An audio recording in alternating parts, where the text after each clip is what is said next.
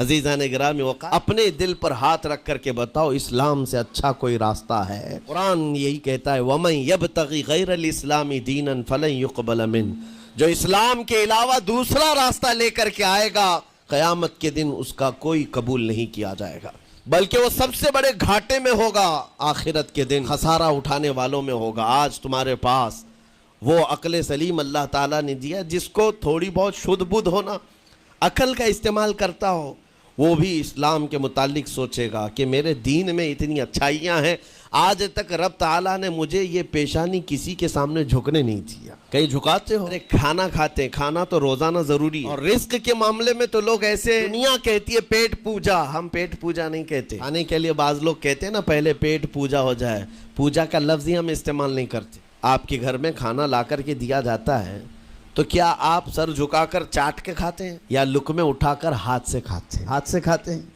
باقی جانوروں کو دیکھو، بکری کھاتی ہے منہ جھکا کر کھاتی ہے، بیل بھینس وغیرہ سب سر جھکا کر کے کھاتے ہیں، رزق کو چاٹ کے کھاتے ہیں، ان کا سر جھک جاتا ہے۔ لیکن تمہارے سر کو رب نے اتنا محترم رکھا کہ روز جو تمہیں رزق کی ضرورت ہے اس کے سامنے بھی مت جھکاؤ۔ سر جھکانا ہے تو رزق کے سامنے نہیں، رزاق کے سامنے جھکایا جائے۔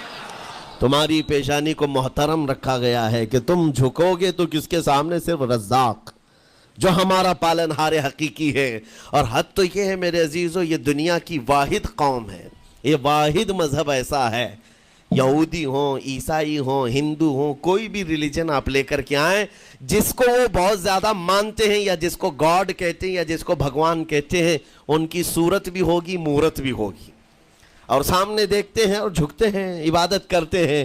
لیکن تنہا مسلمان ایسے ہیں، کروڑوں مسجدیں ہوں گی، کہیں خدا کی کوئی تصویر دیکھا ہے؟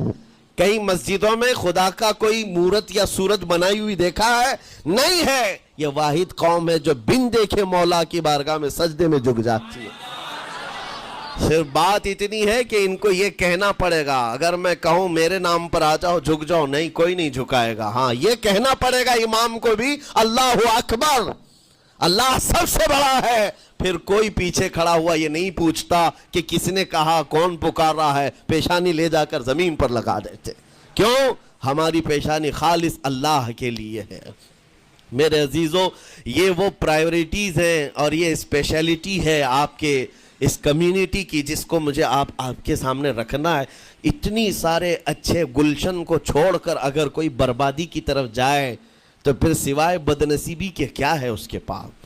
جس کو اللہ تبارک و تعالی وعدے کیا ہو کہ تم اپنی جان اور اپنے مال کے بدلے مجھ سے جنت خرید لو، جہاں پر سارے اخلاق و کردار اور دنیا کی سب سے اعلیٰ اخلاق تمہیں سکھانے کے دعوے کیے گئے ہوں، وہ چھوڑ کر کے اگر دنیا کہیں اور جائے تو پھر تمہاری یہ ہرما نصیبی ہے۔